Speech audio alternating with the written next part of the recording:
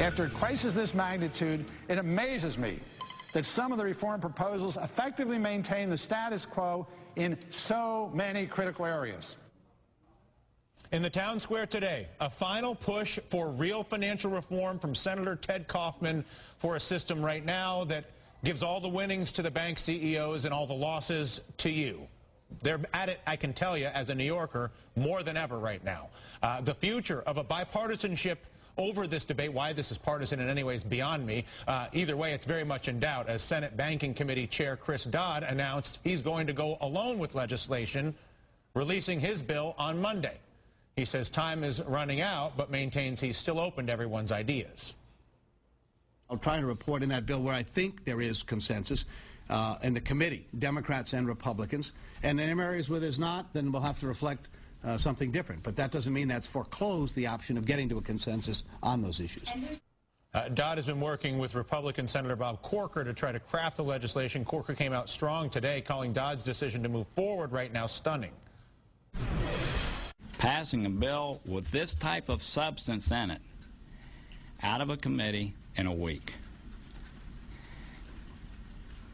I think that would be a travesty. Bear in mind, they've had a couple of years and have done absolutely nothing other than empower the largest profitability and bonus payouts in the history of the world on Wall Street last year after they picked up that $23 trillion from you and me in 2008, which is why that poll looks the way that it does. 82% of Americans want stricter regulations on the banks. How about if the banks are not allowed to gamble with other people's money? How about if the banks have to operate in a transparent way? How about if they actually need capital? It's crazy. But will our representatives in Washington stand up and act and in the process betray one of their most abundant money machines, the banking system, which rigs the government and then funnels money back to politicians to keep the game rigged? Let's hear more from the man who made the passionate plea on the Senate floor today, Senator Ted Kaufman, Democrat from Delaware. This is obviously not as complicated as a lot of people would like us to believe. The reality is gambling with somebody else's money is somebody everybody knows shouldn't happen. The reality is hiding risk so that you can reduce costs, so you can kick the can down the road, shouldn't happen. The other reality is the banks and banking and finance is a huge source of money for Washington politicians. Sounds like almost an unreconcilable situation, Senator. Well, there's a lot of problems, and you know, Dylan, what I tried to do today was lay out, I've been spending a lot of time on this, and I lay out kind of completely separate from the politics, completely separate from what's possible, but lay out what we should be doing in light of the incredible disaster that we faced a year and a half ago, and how we make sure it never happens again. Yeah, but the problem is if you do that, you'll have to create transparency for credit default swaps. Right. You'll have to get rid of proprietary trading at banks with other people's money.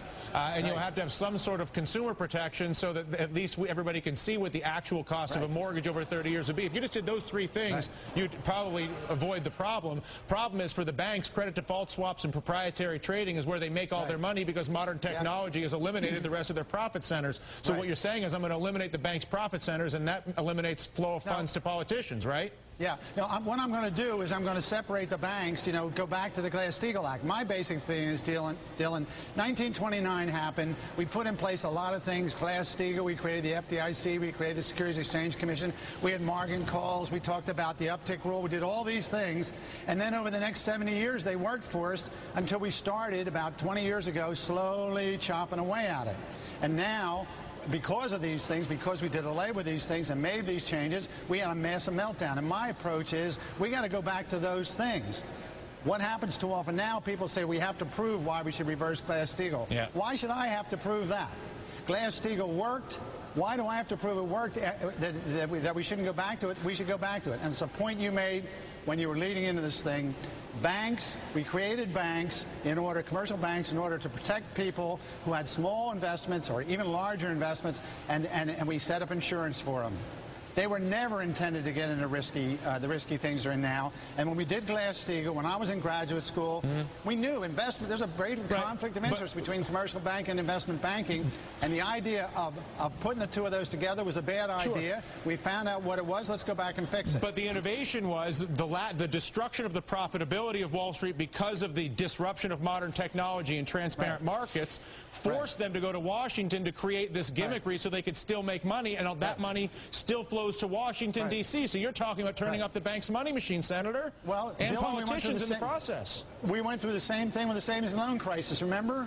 The government came in and said, okay, savings and loan, you're really built to do this very small business. Let's make it more risky. They wanted to get more risky. They did it. Okay, they did it, and mistakes were made, and I'm not talking about that. I get it. Sure as hell with the savings and loan industry didn't go back to and tell them, just keep on doing what you're doing. I know, it's crazy. Senator, thank you so much.